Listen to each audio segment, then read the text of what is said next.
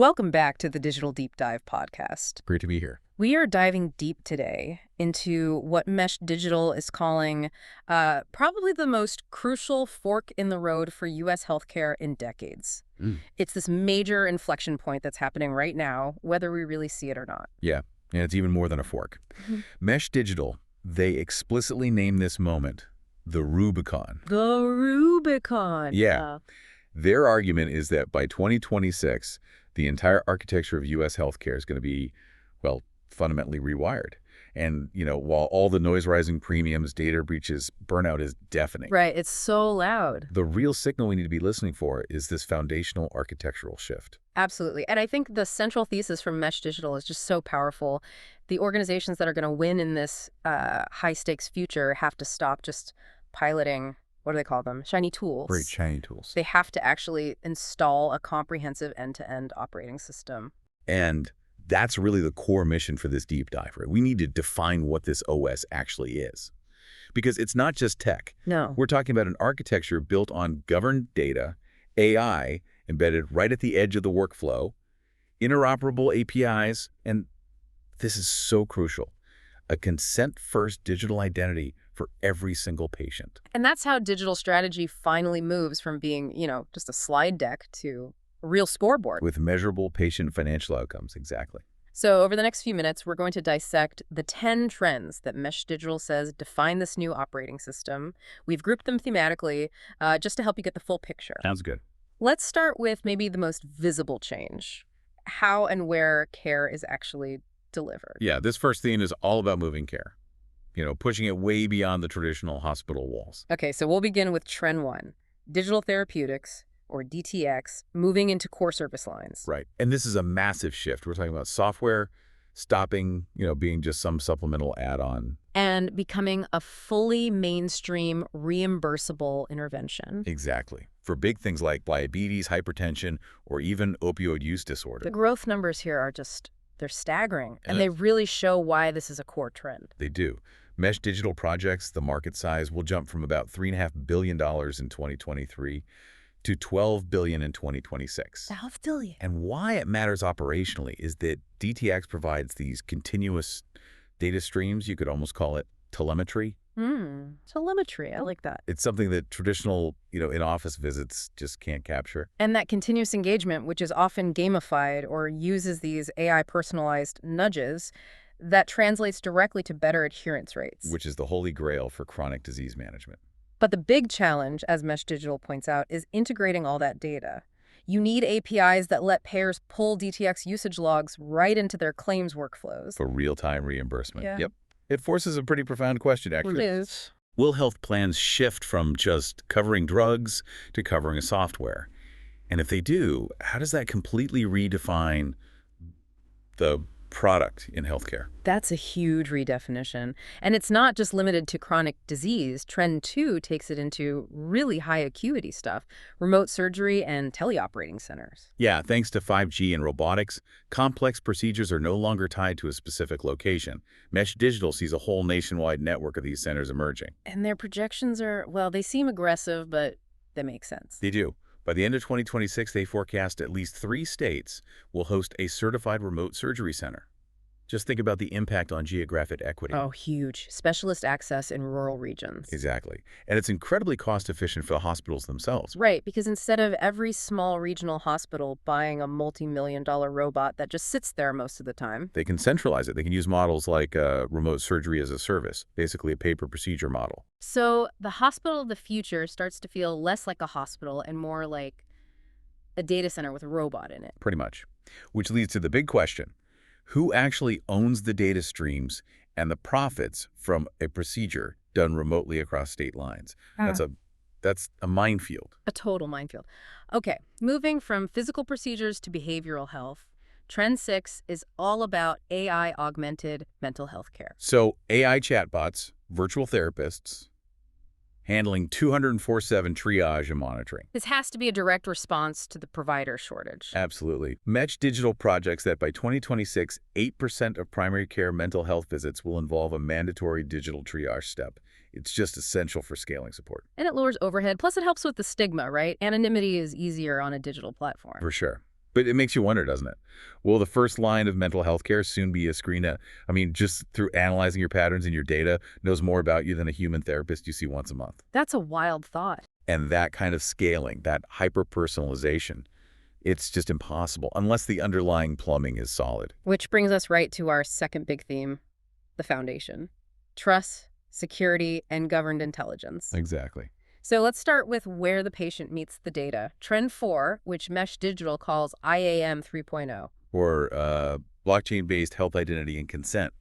This is all about moving away from those big centralized databases. To decentralized identity platforms. So the patient gets what Mesh Digital calls sovereign control over their own data. And that is a huge leap forward for privacy. Consent is no longer just a blanket. Yes, it's granular, it's time-bound, it's auditable through smart contracts. So you could consent to share one lab result with one researcher for, say, 48 hours. And then it just expires automatically.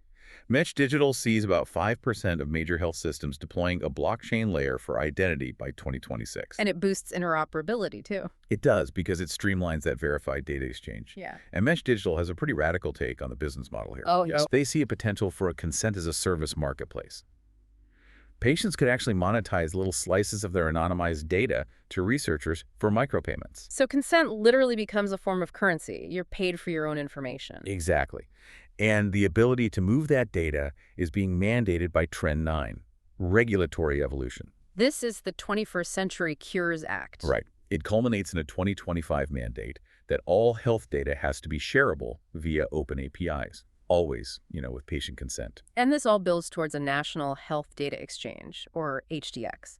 Mesh Digital thinks adoption will be high, maybe 80% of health systems participating by 2028. And that mandated interoperability, it's just fuel for the next generation of AI. Suddenly, researchers have these vast, standardized data sets. Which leads to the inevitable question. Will we see a commercial data marketplace, where hospitals sell synthesized insights, not raw patient data, but the intelligence derived from it, to each other, to research firms? That brings us to how that intelligence gets used in the moment. Trend 8, AI Integrated Clinical Decision Support, or CDS. So we're talking about AI engines embedded right inside the electronic health record system. Delivering guidance at the point of care, in real time. And these aren't just simple lookup tools. They synthesize everything, structured data like labs, unstructured data like clinical notes, even imaging reports. The impact here could be huge. Mesh Digital projects 5% of U.S. hospitals will have an AI-driven CDS system in at least one area by the end of 2026. And the goal is a 10 to 15% reduction in preventable readmissions. The value is clearly patient safety, surfacing early warning signs for sepsis or predicting medication conflicts. But, and this is a big but, for this to work, clinicians have to trust the machine. Of course. Which is why Mesh Digital is so focused on explainability. They stress the need for dashboards that actually show the key decision drivers the AI used. You can't just give a prediction. You have to show your work. You have to explain the why.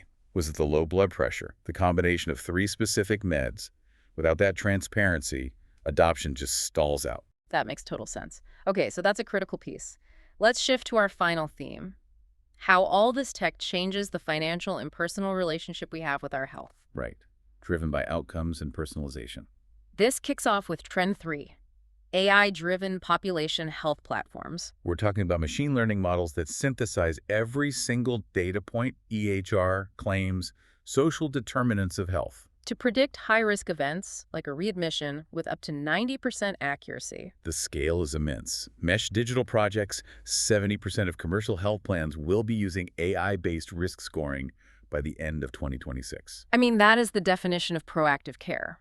It allows payers to apply what they're calling precision health economics. Yeah. Right. Making sure resources go to the patients who need them before a crisis hits. But the philosophical question here is pretty profound. As we get incredibly good at predicting risk, does healthcare start to feel more like a spreadsheet of probabilities than a rich human patient story?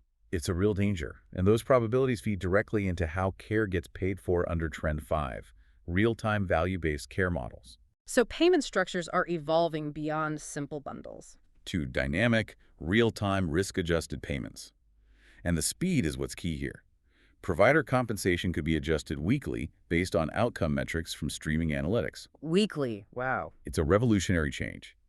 Mesh Digital estimates 10 to 20% of accountable care organizations, ACOs, will adopt these real-time engines by 2026. It aligns incentives immediately. It gives clinicians that instant performance feedback. All right, driving continuous improvement. But let's poke at that a little. How does a weekly compensation adjustment not create an incentive to cherry-pick easier patients? That's the risk. Or discourage clinicians from spending needed time on complex cases because the algorithm flags it as, temporarily inefficient. That kind of financial pressure changes the clinical equation. It absolutely introduces new behavioral risks. The whole operating system has to guard against that with transparent metrics. Okay. So moving to personalization, let's look at Trend 7, precision nutrition and genomics integration. This is where personalized dietary plans, based on your genomic sequence and microbiome profile, become standard clinical offerings. And mesh digital projects that 3 to 5% of commercial health plans will include genomic profiling as a preventive benefit by 2026. And it's not just about finding disease risk, it's about providing tailored prevention. It used the very personal story of a patient's own genetics to motivate them. Which a generic diet plan could never do. Exactly. So it leads to the big question. Will food as medicine, backed by hard genomic data, finally become a prescription that plans are forced to cover? Fascinating. And finally, we look at how the patient interacts with this whole system. Trend 10. Personalized, AI-powered patient engagement platforms. These are the chatbot-driven patient portals. They deliver tailored communication, reminders, wellness nudges, all based on your specific health journey. The goal here is just engagement, pure and simple. Yep. Mesh Digital predicts 40% of patients will engage with these AI-personalized messages. This can dramatically reduce readmissions, and it boosts satisfaction scores. It's the new digital front door. So, will the patient's first and maybe most frequent interaction with their health plan just be a conversation with an AI? It's looking that way. That's an incredible list of trends. But this is where we have to come back to the core insight from Mesh Digital, right? The power isn't in any one of these. No, it's in the orchestration. They argue these 10 points are coupled flywheels. You can't get the value from remote surgery without the identity and data layer underneath it all. It all has to work together. Exactly. Mesh Digital stresses that the winners will be the ones who install an operating system to unify the strategy, the capital, and the execution. Okay, so let's break down the key components of that OS, because this feels like the hardest part. It is. First, they say you need a strategy to value OS. This is a structure, a cadence that links ambition to roadmaps, to measurable OKRs, and to the P&L. So no more digital strategy that's totally divorced from the financial reality. None. Second is the technical spine, a unified data and AI fabric.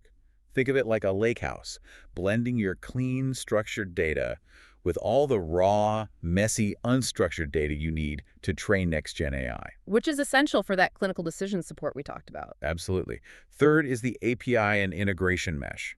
This is basically a modern wrapper that you put around all your old legacy tech. Your messy EHRs and payer systems. Right. It lets you plug in new things like a DTX app or an AI module without having to rip and replace your ancient core system. And critically, this OS has to support decision engines, not dashboards. Yes. The AI can't just report on what happened yesterday. It has to be closed-loop logic embedded in the workflow. It triggers an action, learns from the outcome, and gets better week over week. So if it detects sepsis risk, it triggers an alert and a workflow. It doesn't just flash a warning on a screen. Exactly. And finally, the two pieces that always get ignored. Capital orchestration, funding things based on evidence, not politics, and change enablement, that sticks. Using actual playbooks and incentives so adoption is guaranteed, not just an afterthought. They're really trying to move the whole industry from, conceptual slideware to measurable scoreboards. So as we wrap this up, for you listening, whether you're at a health system, a payer, a vendor, Mesh Digital, boils this all down to 5 key principles. Right. Number 1, own the data, don't just store it. Data is the core competitive advantage now. Number 2, invest in modular composable architecture. You need that API mesh so you can stay flexible. 3, align incentives with outcomes. Move away from rewarding volume and start rewarding real value. 4, prioritize patient sovereignty. That trust from centralizing consent and data ownership, it's non-negotiable. And 5, embrace continuous innovation. This is just the beginning. Mesh Digital is crystal clear on this. 2026 is going to be a high-stakes, high-rewards arena. If you ignore these coupled trends, your organization risks becoming irrelevant. But if you orchestrate them successfully, you'll define the competitive landscape for the next decade. It's a profound shift. It really is. And it leaves us with one final thought.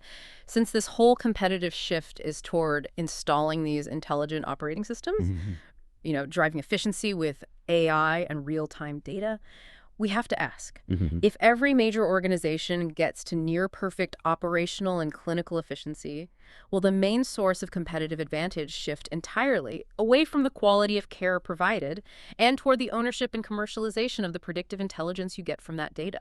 That is definitely something to mull over.